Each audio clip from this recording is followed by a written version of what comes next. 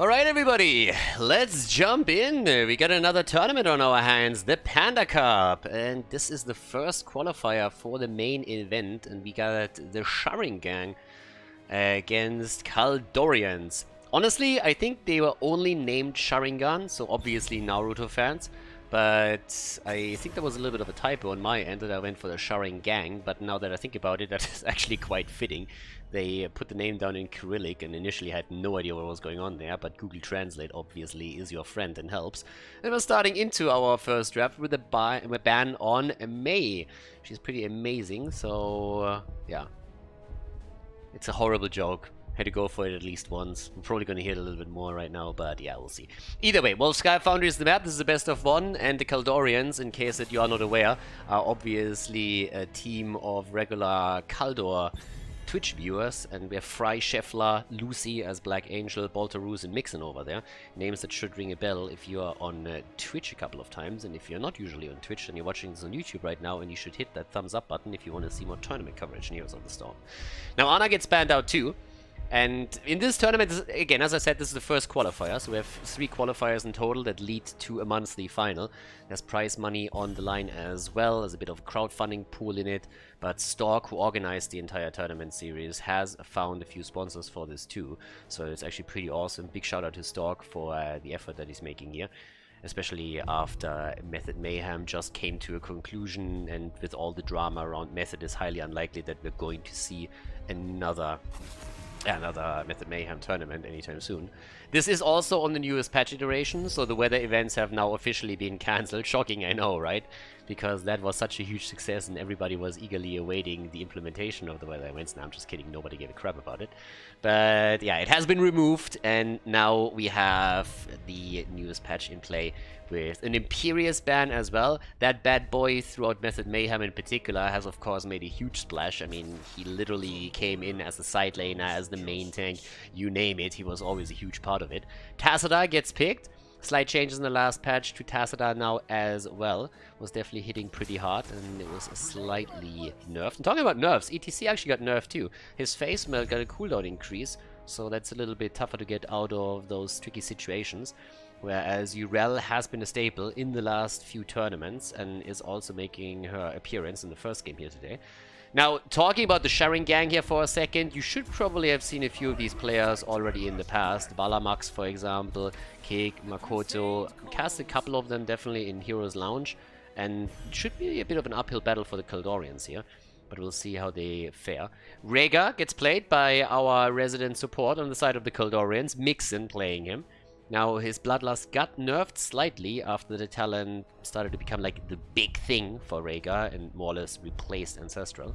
We have Johanna also now used, and Johanna actually lost a couple of cooldown points on her Iron Skin, so that means it's much harder for Johanna now to get out of those tricky situations, which is pretty much the entire idea behind the changes on JoJo. So now you can't just simply spam D the entire time when you are in trouble and hope for that cooldown to come back quickly, especially with talent cooldown reduction. But yeah, so it needs to be a little bit more careful here on Johanna's side. Deathwing gets banned. We got also Deckard Cain eliminated for now. Still no damage dealers for the Sharingang.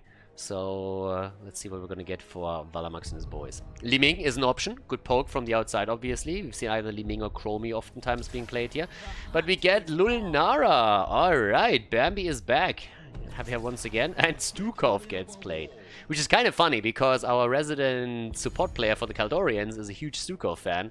And if I would have thought that anyone goes in and says like, you know what boys, we need the Admiral on our team, it's definitely Mixon, but instead we now have their opponent rocking that straight away. And yeah, last 2 picks. As the Leo on the offlane. I like it, the Ice Giant too. Now all he needs is the blue carpet or the doubloon, and we're golden. Money pick counts of course as well. And Cassia comes in. Lucy himself with the Cassia pick here. Okay. And Valamax, last but not least, rounding out the draft here as we're heading into our first game. Keep in mind, this is a best of 1 series. I think best of 3 start in the 3rd round of the tournament now. Should also be a good one. was that we're heading into that. The winner of this, by the way, gets rewarded. They not only advance one round, they go up against Washed up next. So yeah, good luck there. But let's see who makes it that far. And there's the Li Ming pick. As I said, good pick for this map and immediately taken. Well, not immediately, but last but not least, by the Sharingang. And off we go. Volskaya Foundry, ladies and gentlemen. Game number 1 here at the Panda Cup. In the first round, the best of 1 series between the Sharingang and the Khaldorians. Volskaya Foundry. We're kicking things off with the blue team. On the left side, Li Ming, played by Valamax, Baba Yaga on Lunara, Makoto on Stukov, Krugik on Urel, and Kick on ETC. And on the right side of the map, the Khaldorians with Fry on Leoric, Scheffler on Tacita. We got Lucy, aka Black Angel, on Cassia, Bolteruz on Johanna, and Mixon is rocking Rega in this game. So, yeah, it should be a fun one. I'm actually excited for this, to see how far the Khaldorians can go if they stand a chance here. Now, in level 1 for Urel, we already got Dauntless over here. Urel has obviously seen a couple of changes in the last patch as well, as did Cassia. I mentioned it already a bit. The developers saying that they feel they overtuned Cassia just a bit, and that she skyrocketed just a tiny bit too much after the changes. So now they nerfed the numbers. They didn't make any insane changes. It was just damage reduction, health reduction, a couple of those things, you know, just like number changes. Nothing too insane on her just yet. As I mentioned already previously, we saw also a few changes coming in for Tacita, for example. So that's another one that saw himself getting a little bit nerfed here. Over here, still the attack up to the top. And off we go. Yeah, so for Tacita, it's pretty much a couple of talent adjustments on level 7 for the beam alignment and the arc discharge. So his passive that he can pick there. And then also on level 10, we got the Archon. The shield got reduced slightly from 40 to 30%, which is actually for the level 20, oh sorry, for the level 10, a pretty big change there. So we'll see how much of that is going to come into play here.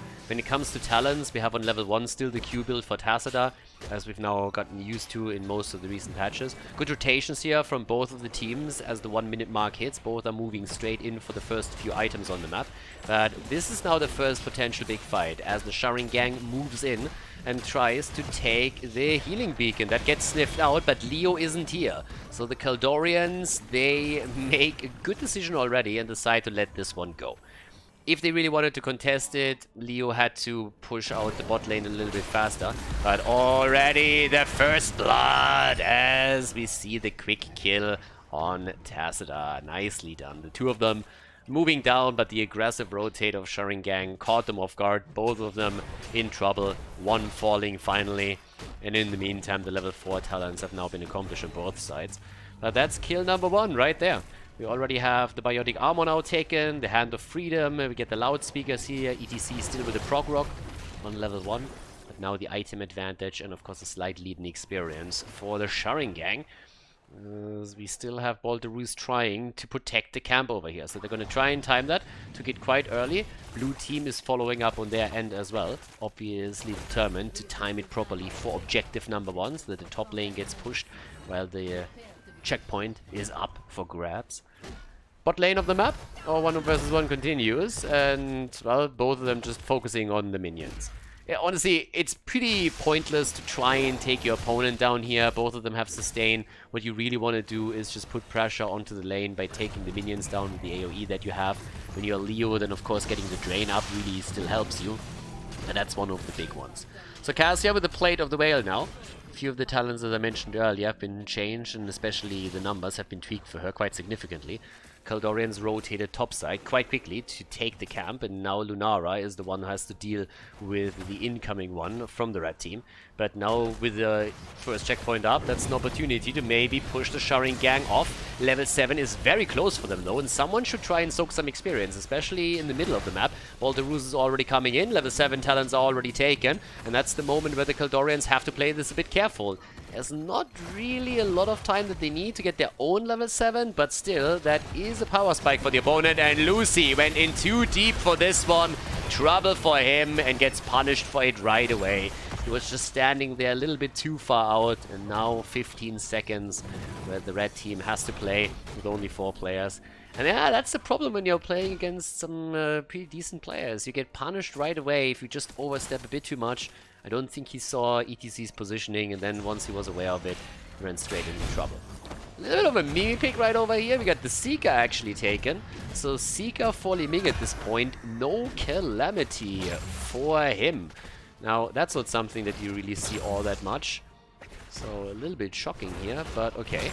No Calamity for Valamax. Instead, he's going to try for those one-shots over here. So that's going to be more than a bit interesting, to be honest with you. 99% against 32 as the red team is hoping for another chance to take the team fight here. Moving in. There's the slide, this time missing actually. The silence comes out, though, as the follow-up. Lucy's already low, but turning around and getting the kill against ETC. Nicely done. And that's the follow-up on Stukov. A double kill for the Khaldorians as they mercilessly break through the blue team and take control of the sport. Both of the turrets got applied here. 10 seconds for Stukov. But of course, this objective isn't quite over yet. With a little bit of poking, the Sharingang has a chance to get another fight going, especially now that they are back on the map with 5. So not necessarily win for them. Mixin actually retreating, trying to jump back to the Nexus for some additional mana. Level 10 is on the board next, and that is a huge problem now. They might have to let this one slide. Baltarus is trying to hold the point for as long as he can. They're going for the fight again. Overtime has been reached for both, and this fight is going to determine it. Baltarus has to retreat, is nearly down. Fry falls first, Leo eliminated, and there's no counter kill potential. Everybody's still on full HP for the blue team. The follow-ups come through. There's the slide. Good cleanse from Rega, just a tiny second too late. Pre-cleanse there would have been fantastic and maybe saved Cassia. He comes through, but it's just a moment too late to save her life. So Cassia goes down. The early level 10 is taken. And here comes the attack of the Sharingang with Li Ming specking into the Disintegrate. Kind of interesting talents on Li Ming, I gotta say. The Force Arm on level 1 was about to let that slide, but now we have Seeker on 7 and Disintegrate against the Nubarak team on level 10. Definitely not what I expected here. They also don't go for the typical topside rotation to prepare for objective number 2. Instead, the blue team is actually making their ways into the middle, trying to take the fort down, and they kind of fail at doing that too. I guess someone is putting the final touches on this one soon, TM, but for now, they haven't really won that. So objective is about... yeah, okay, they're gonna take it. Well, maybe not. Alright, still there. Dodging out on the Valkyrie, nicely done, but the Disintegrate finally takes the fort down. Alright, that was overdue. 18,000 damage for Lulnara, 17k for Li Ming, who is not doing too bad either. It's again a fight over the healing beacon right here, but it doesn't seem like that fight is going to be taken by the Khaldorians. They're falling back for now. It's 4 kills against 2 against them. We have topside now, of course, the straight push for that fountain. As I said previously, it's always one of the most important things you want to go for. Leo is rotating between the lanes, as does Cassia. Both of them eager to make sure that they catch all of the experience here. Whereas now that the turrets are up again, both of the teams rotate towards the turret camp so that they don't fall behind on items either. But the next fight is going to be the first one with heroic abilities all around. So that will be an interesting one, to say the least. The item advantage goes to the blue team, and they also have the earlier level 13 talent. Even though I don't really think it's going to make a difference for the top fight, by the time that the next checkpoint is active, both teams should have the level 13. The question is more so, can the Sharingang maybe force a fight before that? Can ETC get one of those power slides to Mui again? Yeah, and he's already looking for it, as you can tell here. They're trying to turn it against him though, but they're not getting baited too hard. There's always the risk that if you see one hero more or less, let's say, alone, that you are tempted to jump in and take him down, but they're letting this slide. They're playing this a little bit safer now, standing a little bit farther back. Fountain gets destroyed, so that's a huge win for the Sharingang, but without level 13, the red team is simply not willing to take that battle just yet. 85 stacks for Tacita on his level 1. Li Ming actually goes for it. Went for the glass cannon here too. The memes are real. The entire build is pretty memey that we're seeing from Malamax here. It's a bit of a disrespect setup, but hey, so far it's working for them.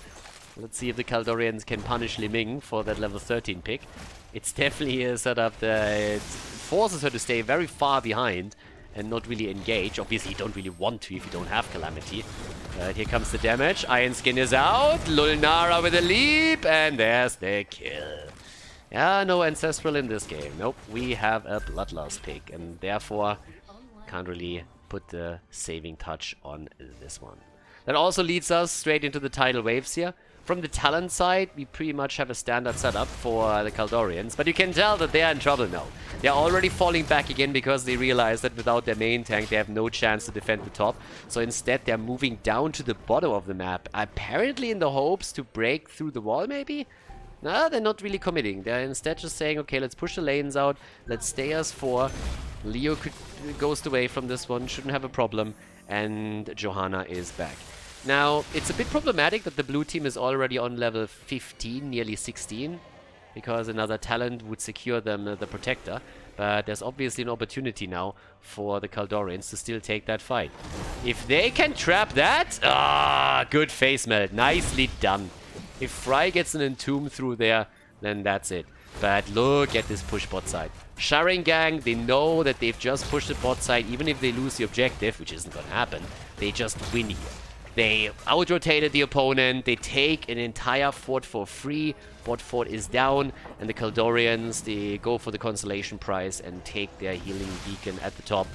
But they are now 1 talent behind, they've lost all the forts here, trying to fight back, 5 kills against 2, rotation is gonna come their way soon enough, but this is of course tricky. They still got a couple of points towards the progress, but they now have to ask themselves a pretty basic question. Are they okay fighting against the level 16 talent without holding that talent themselves? Or do they accept that they lose another objective and might get snowballed even more?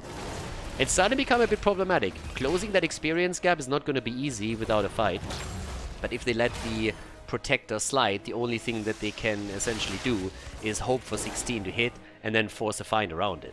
So Leo is now at the bottom of the map, but with 67, 68, 70% now on the progress bar for the Sharingang, it looks more and more as if the blue team is going to lock in another objective here. It's getting close though. They will have to take that fight. Another minion wave is desperately needed, but it's 94% already. Leo's coming up, and yeah, they're contesting the overtime, but you can already tell that the position is not really a good one for them.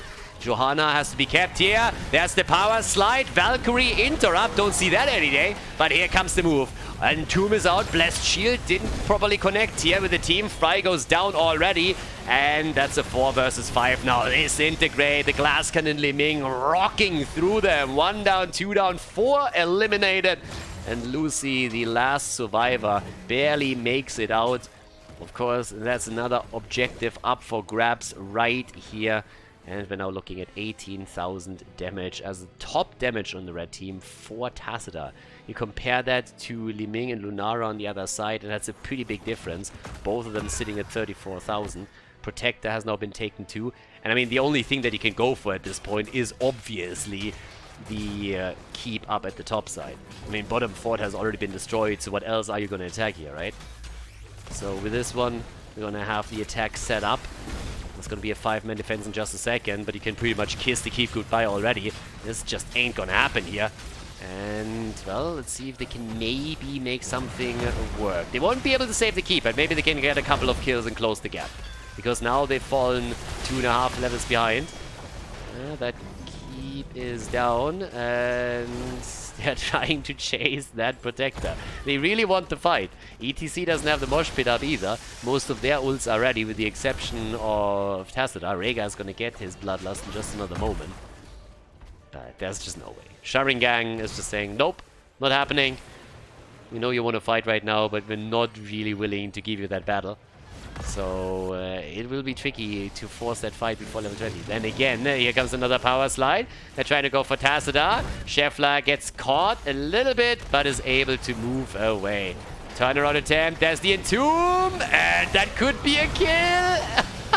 And ETC gets out. Cassia falls, and the fight continues. We might see another one die here. But for now, they're just like trying to chase more heroes down, and it seems like the only victim here. No! Leo goes down too. It's not only Cassia, Leo is also eliminated, so that's the second one right here. That fight on right in front of the gate ends with level 20 talent in the hands of the Sharingang, and they are pushing it even further. trying to maybe take another keep before the objective even spawns. But they are hyper-aggressive right now.